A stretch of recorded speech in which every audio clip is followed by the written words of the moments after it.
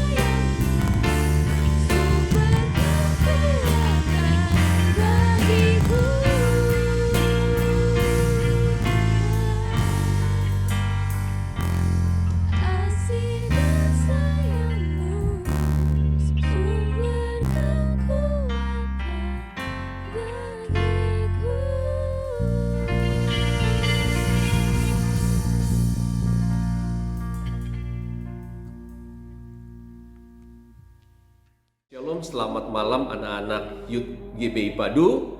Malam hari ini kita diberikan kesempatan oleh Tuhan untuk bisa memuji Tuhan, beribadah kepada Tuhan, menyembah Tuhan. Dan malam hari ini juga kita diberikan kesempatan oleh Tuhan untuk bisa mendengarkan firman Tuhan. Nah, sebelum kita akan belajar firman Tuhan, mari kita tundukkan kepala dan kita berdoa. Bapa Surgawi, Bapa yang kami panggil dalam Yesus Kristus, terima kasih Kau beri kami kesempatan untuk bisa beribadah kepada Tuhan.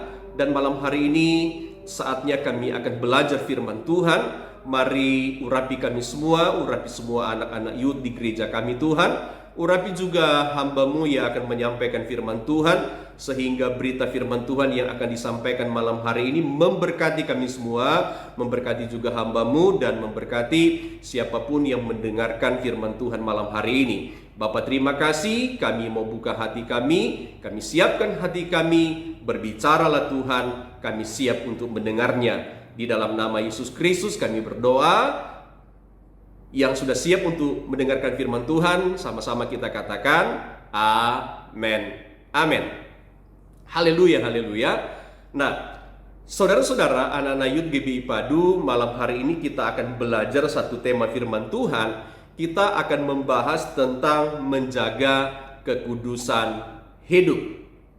Sekali lagi, kita akan membahas tentang menjaga kekudusan hidup. Nah, saudara-saudara, ada begitu banyak orang untuk hari-hari ini memberikan satu statement bahwa masa sulit yang dihadapi oleh banyak orang, termasuk mungkin saudara-saudara, saya, bahkan semua anak bangsa di negeri kita Indonesia, bahkan penduduk dunia, di mana ada begitu banyak orang yang mengalami masa-masa yang sangat berat. Ada begitu banyak orang mengatakan bahwa masa-masa sulit ini adalah bagian dari hukuman Tuhan. Nah, bagi saya bahwa statement ini, saudara-saudara, ada benarnya juga. Kenapa ada benarnya juga bahwa Tuhan lagi marah? Karena memang untuk hari-hari ini kita bisa lihat bersama-sama bahwa ada begitu banyak orang yang memang tidak takut lagi berbuat dosa. Kalau saudara-saudara memperhatikan baik-baik, menghiasi di media sosial saudara-saudara, maka berita-berita yang kita dengar, yang kita baca adalah berita-berita yang tentunya banyak melukai hati Tuhan. Misalnya kasus-kasus yang tercatat di dalam media sosial kita masing-masing, misalnya korupsi, narkoba, perzinahan.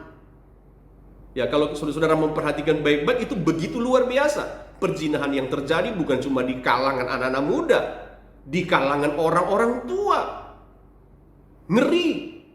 Saudara-saudara, minuman keras, apalagi perampokan, perjudian. Dan ada lagi satu yang begitu fenomenal hari-hari ini adalah bagaimana ada orang-orang tertentu, saudara-saudara, memprovokasi permusuhan, kebencian terhadap orang-orang yang lain. Nah, tentunya hal-hal yang saya sebutkan tadi itu adalah satu dosa yang menurut saya begitu sangat melukai hati Tuhan. Nah, untuk itu saya mau berkata kepada saudara-saudara anak-anak Youth GBI Padu, mari kita menjaga kekudusan hidup kita. Apalagi kalian-kalian yang masih muda, ya mari sungguh-sungguh kita menjaga kekudusan hidup kita, menjaga hati kita di hadapan Tuhan supaya hati kita tetap bersih. Nah, kenapa? Kalau hati kita kudus, kalau hati kita bersih di hadapan Tuhan, maka Tuhan berkenan kepada kita. Perkenanan Tuhan ada pada kita. Dan tentunya kalau Tuhan berkenan dalam hidup kita, maka tentunya Tuhan juga akan memakai kita menjadi alatnya. Dan juga Tuhan pasti memberkati kita di dalam banyak hal. Nah, untuk itu saudara-saudara, coba kita membaca firman Tuhan. Alkitab berkata begini, Tuhan Yesus berkata begini di dalam Matius pasal 5 ayat yang ke-8. Matius pasal 5 ayat 8 berkata begini: berbahagialah orang yang suci hatinya, karena mereka akan melihat Allah. Sekali lagi, berbahagialah orang yang suci hatinya, karena mereka akan melihat Allah. Nah, kita akan mempelajari ayat-ayat ini, saudara-saudara, berkaitan dengan tema kita, yaitu tadi menjaga kekudusan hidup. Kalau kita mempelajari kata berbahagia tadi, ya, kata berbahagia atau berbahagialah tadi itu dipakai kata makarios. Jadi sekali lagi, kata berbahagialah itu dipakai kata makarios. Jadi dalam perikop ayat ini, kata berbahagialah dipakai kata makarios. Nah, ada 3 pengertian atau ada beberapa pengertian dari kata makarios ini, saudara-saudara, yang artinya tadi berbahagia, tetapi kalau di dalam bahasa aslinya ada 3 pengertian yang bisa, saudara-saudara, membuat kita akan mengerti arti bahagia yang ditulis di dalam ayat tersebut. Nah, yang pertama, arti berbahagialah atau makarios tadi itu adalah diberkati. Jadi pengertian yang pertama diberkati. Jadi makarios ini yang pertama pengertiannya adalah diberkati. Lalu yang kedua, pengertian dari berbahagialah atau makarios tadi, saudara-saudara, itu artinya adalah bahagia. Jadi diberkati, lalu yang kedua adalah bahagia. Dan yang ketiga adalah makarios ini atau berbahagialah itu, saudara-saudara, artinya beruntung. Jadi pengertian dari berbahagialah, saudara-saudara, di dalam bahasa aslinya tadi makarios itu diberikan paling tidak 3 pengertian. Diberkati, lalu bahagia, dan yang ketiga tadi adalah beruntung. Nah, saudara-saudara, anak-anak youth GBI Padu, saya sebagai seorang hamba Tuhan, saya sangat percaya ketika saudara-saudara mendengarkan berita firman Tuhan di malam hari ini, saya pastikan semua kita yang mendengarkan, semua mau diberkati Tuhan. Amin. Semua mau diberkati Tuhan. Amin. Semua mau beruntung. Jadi apa yang saudara-saudara rencanakan, cita-citakan, kerjakan, kita mau supaya kita diberkati, kita hidup bahagia, dan kita beruntung di dalam segala hal. Yang setuju sama saya katakan amin. Amin. Haleluya, haleluya. Nah, saudara-saudara, kita lanjut dulu ya. Lalu, bagaimana supaya kita diberkati Tuhan? Ini yang kita akan pelajari juga. Lalu bagaimana supaya kita diberkati Tuhan?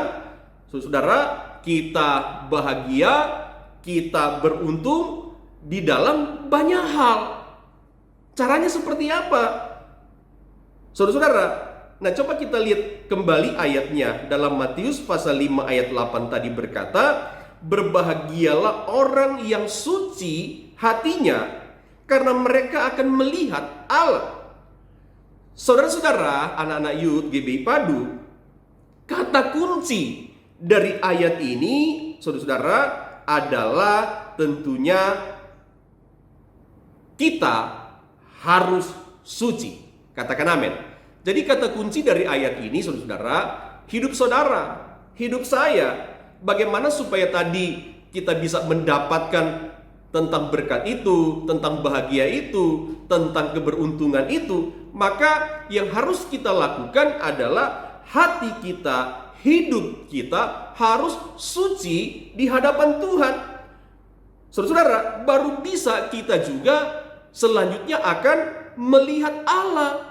Nah, nanti saudara-saudara kita akan bahas apa yang dimaksud dengan melihat Allah ya. Jadi kita pelajari dulu pelan-pelan, nanti kita akan sambung.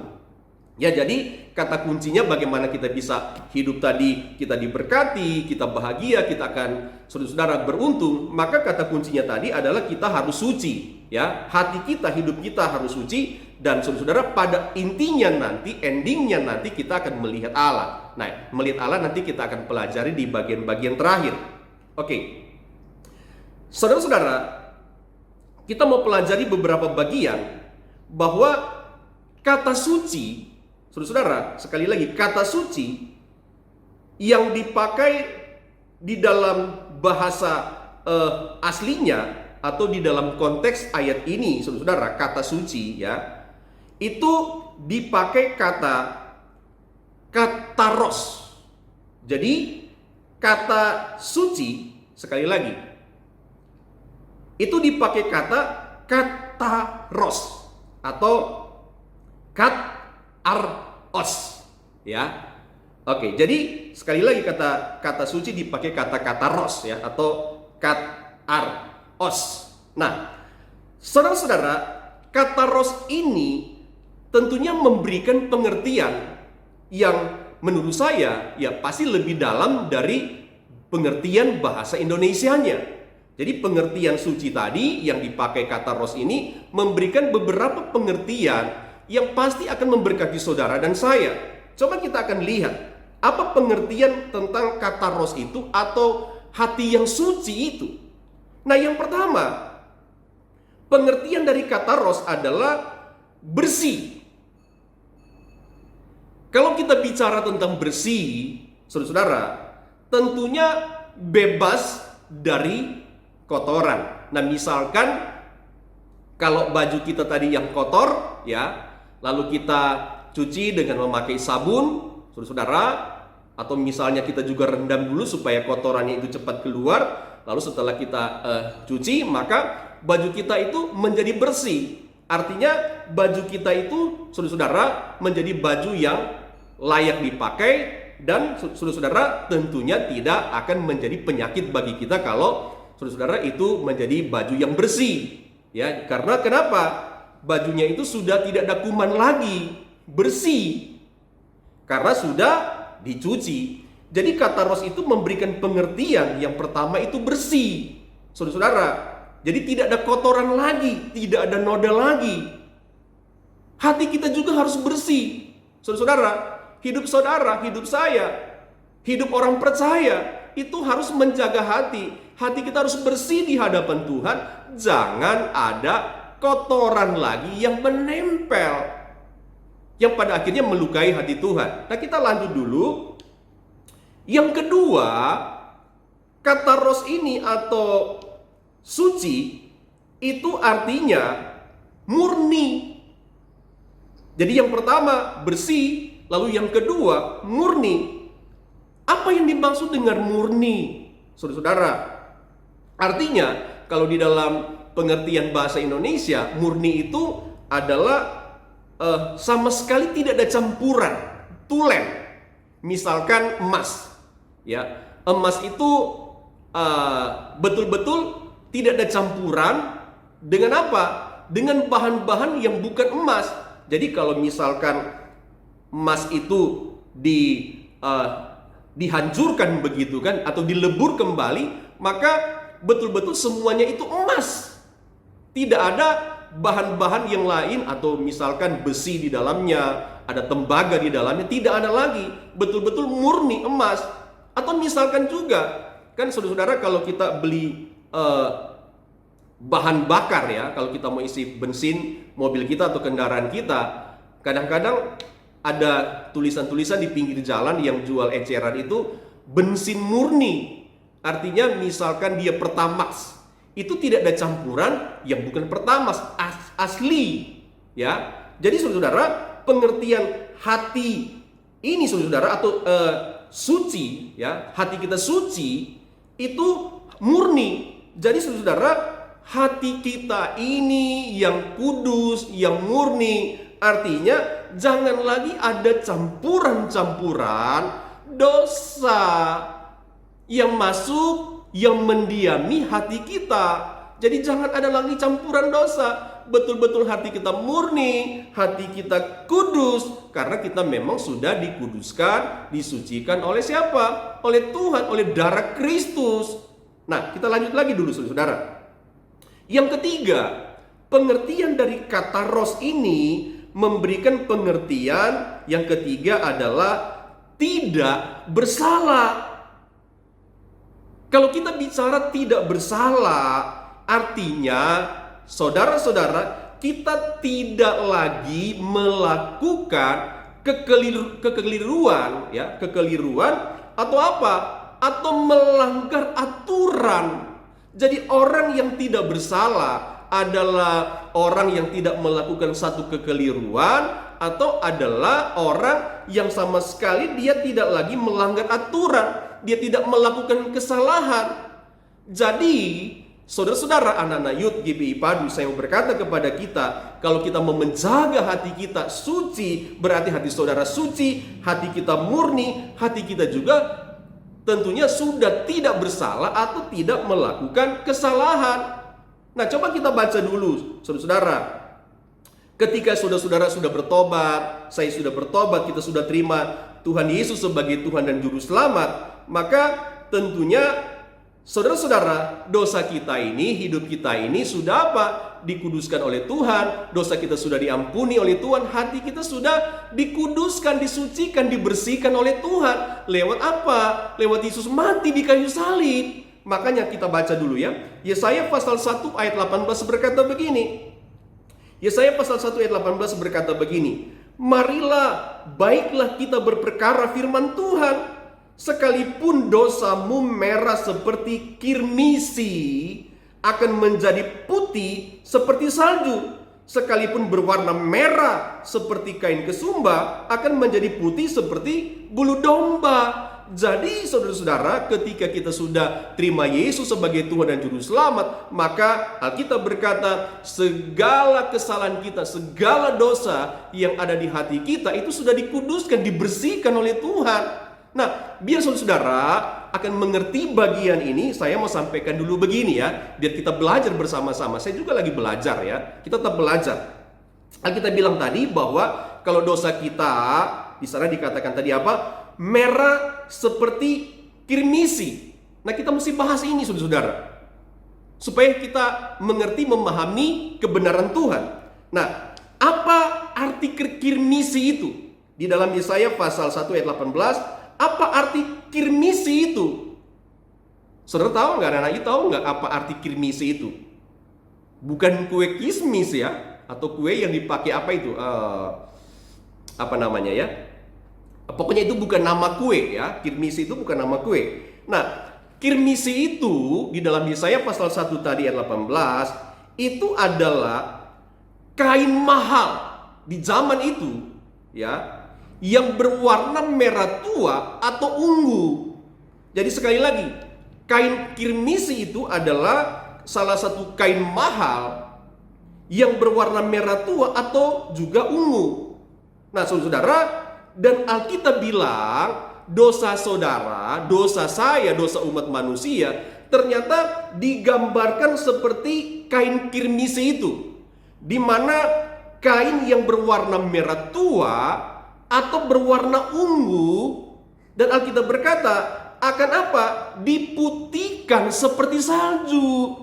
Jadi dosa saudara, dosa saya yang ada dalam hidup kita, yang ada di dalam hati kita, yang begitu merah ya, begitu merah atau juga warna ungu, maka ketika Yesus mati di kayu salib, maka dosa kita itu dibersihkan, disucikan, dan menjadi apa? Menjadi warna seperti salju, putih, bersih. Artinya hidup kita benar-benar kudus, hidup kita sudah benar-benar bersih di hadapan Tuhan. Nah, untuk itu tadi saya berkata, jangan lagi kita berbuat dosa. Apalagi kita anak-anak muda, kita gampang jatuh di dalam dosa, kita gampang digoda oleh iblis, sehingga apa? Terkadang dosa perzinahan ini kita lakukan, saudara-saudara. Ya, mari kita belajar bagian ini, saudara. Kita jaga hati kita jaga kehidupan kita supaya kehidupan kita kudus di hadapan Tuhan. Nah, kita lanjut lagi dulu, saudara. Ya, sedikit lagi ya. Jam berjalan terus. Yang kedua, kita pelajari dulu ini. Apa yang dimaksud dengan kain kesumba? Alkitab berkata tadi bahwa walaupun dosamu, apa katanya di sana? Coba kita lihat. Sekalipun dosa kita ini berwarna merah seperti kain kesumba, akan menjadi putih seperti bulu domba. Nah, saya mau kasih tahu dulu ya, saudara. Terkadang, ini minta maaf nih, terkadang kita salah menyampaikan firman Tuhan, salah di dalam menyampaikan khotbah. Ada banyak hamba-hamba Tuhan, atau ada banyak juga khotbah yang saya suka dengar bahwa kain kesumba itu Orang bilang itu kain yang dipakai di dapur, begitu kan?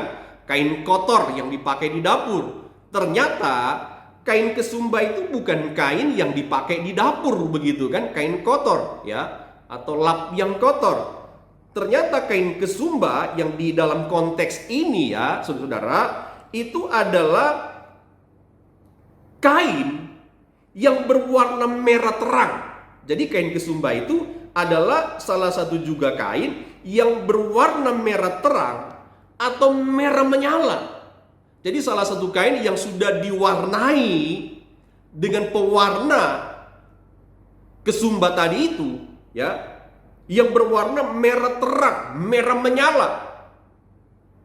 Itu pengertian dari kain kesumba.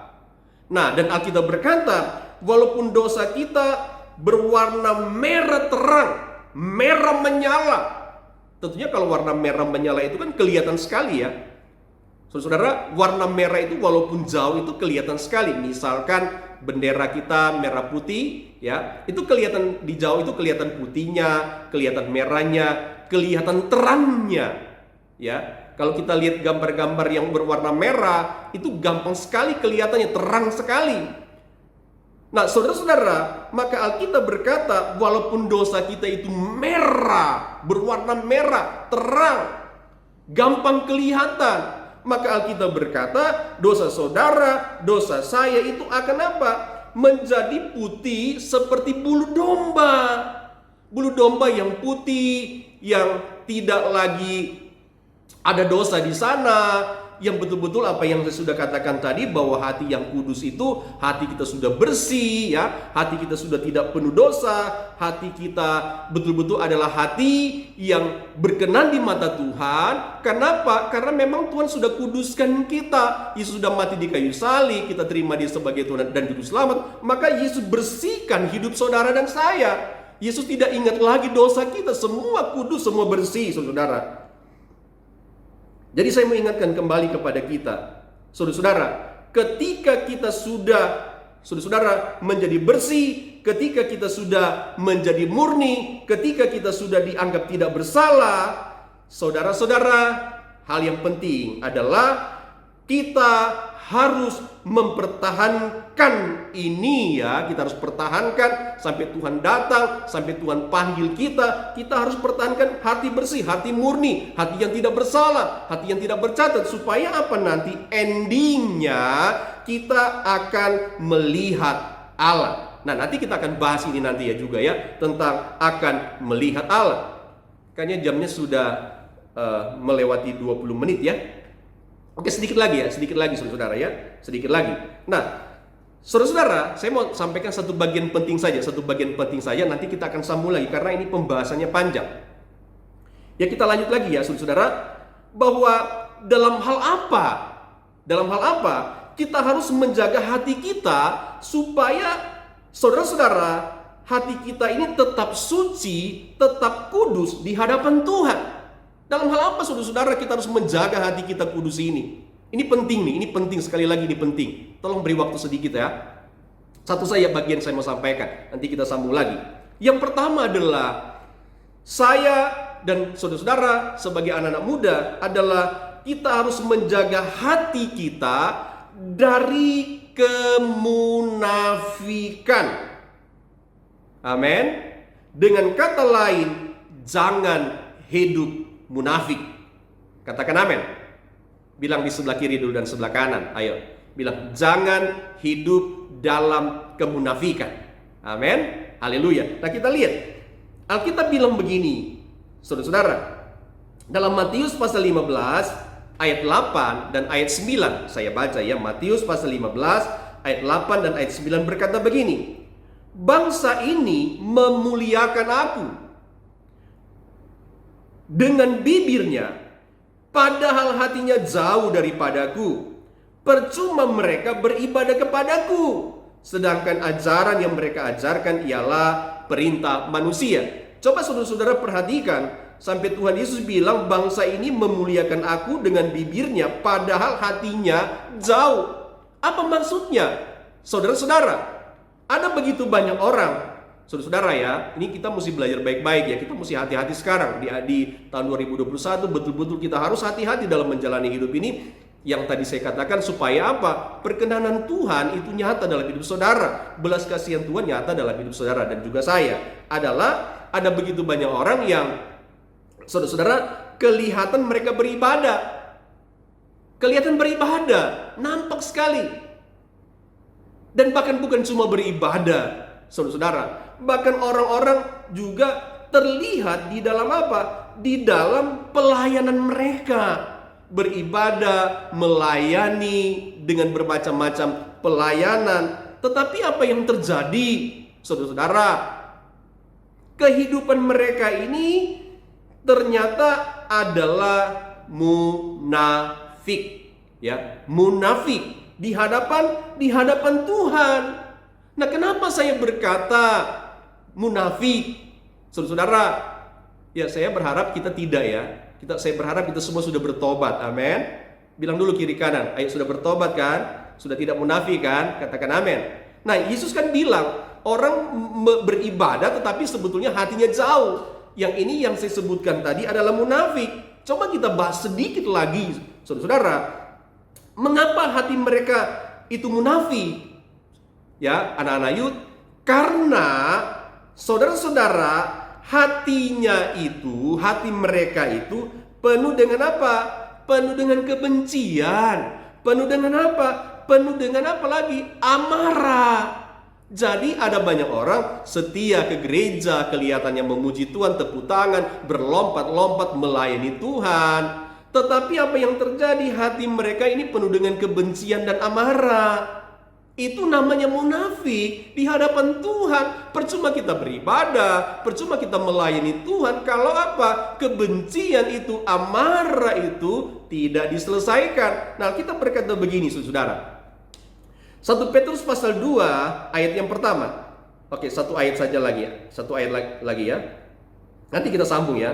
1 Petrus pasal 2 ayat yang pertama berkata begini. Karena itu buanglah segala kejahatan, segala tipu muslihat, dan segala macam kemunafikan, kedengkian, dan fitnah. Nah, coba saudara-saudara perhatikan bahwa Alkitab mengajarkan kita bahwa kemunafikan itu harus dibuang.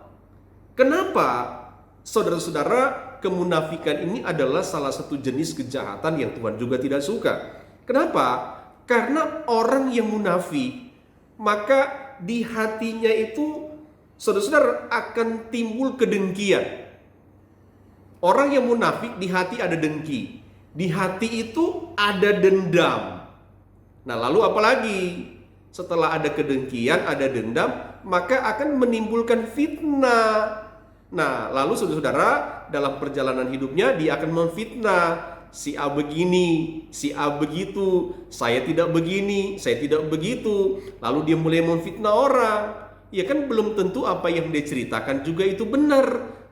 Tetapi saudara-saudara, dia selalu apa? Membenarkan dirinya sendiri bahwa dia tidak bersalah. Oke, saya kira ini sudah terlalu panjang, saudara-saudara. Nanti kita akan sambung lagi, kita akan bahas lagi. Nah, untuk itu kita saja berdoa ya. Mari kita tundukkan kepala dan kita akan berdoa. Bapa Surgawi, terima kasih kami sudah mendengarkan firman Tuhan. Jadikan firman ini menjadi kekuatan kami, menjadi berkat kami, sehingga ketika kami keluar dari ruangan ini, kami diberkati oleh Tuhan. Biar kami, anak-anak Yud, kami belajar untuk menjaga kekudusan hidup kami di tahun 2021. Bapak terima kasih, ini doa kami. Di dalam Yesus Kristus kami berdoa, kami mengucap syukur. Nah, saudara-saudara yang dikasihi Tuhan, kita akan mengakhiri persekutuan kita di malam hari ini. Mari kita angkat tangan di hadapan Tuhan dan kita terima berkat Tuhan. Mari pulanglah, bawalah seluruh berkat yang luar biasa ajaib dari Allah Bapa kita di surga, kasih sayang, damai sejahtera yang dikerjakan oleh Tuhan Yesus Kristus di dalam setiap pribadi kita, penyertaan yang sempurna, yang luar biasa dahsyatnya dari Allah Roh Kudus senantiasa menyertai kita di tahun 2021 ini sampai Tuhan datang kali yang kedua. Di dalam nama Tuhan kami Yesus Kristus, kami berdoa, kami mengucap syukur. Dalam nama Yesus, yang diberkati Tuhan, sama-sama kita katakan amin. Amin. Oke, Tuhan Yesus memberkati kita dan tetap semangat. Haleluya.